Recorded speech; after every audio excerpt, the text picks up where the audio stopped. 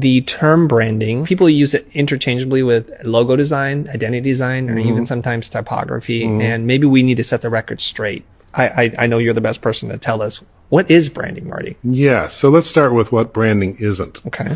It's because it's not a lot of things people say it is. It's not a logo. Okay.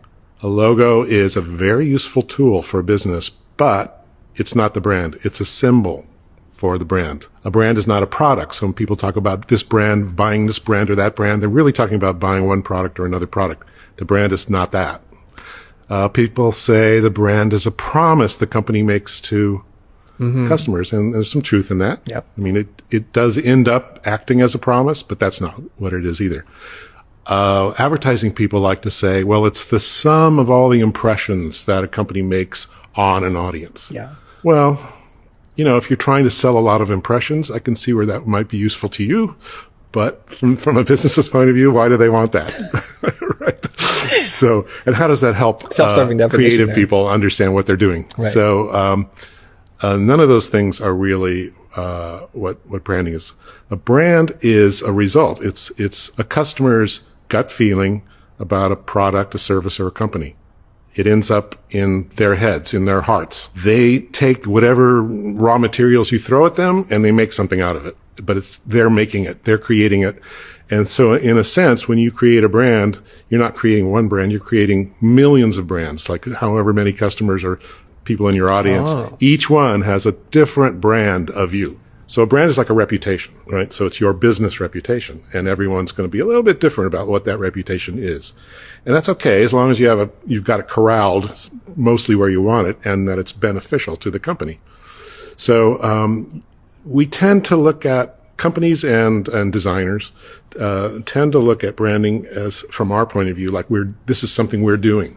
We're telling a story. We're making a claim. We're making a pitch. And that's what we do, but that's not what a brand is. A brand is the result of that. And if you don't start there, you don't know what you're doing. You actually don't know what you think you know what you're doing, but you don't. So from a designer's point of view, I mean, I always tended to be this way. It's like, it was my gut feeling, right, about whether this is going to work or not. And then I would sell it as hard as I could to get the client to sign off on it. From the client's point of view, they're going, well, it's a checklist. I got the logo, I got the tagline, I got the ad campaign, click, check, and they think they're done. Right. None of that's right. What's right is what happens in people's heads.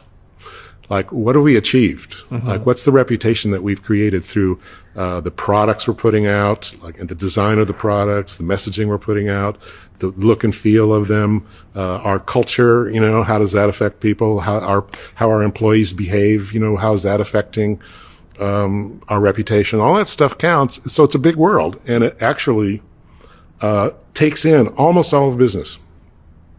Not so much finance, but finance is involved too, because finance has to greenlight all these things. But almost everybody in a company is, affecting the brand, doing something with the brand, doing it for the brand, or hurting the brand. So you got to think of it that way. Whew. I didn't want to say one word because that was perfect. This is unscripted. Marty's just talking from decades of experience and writing and articulating this. It's very clear to me.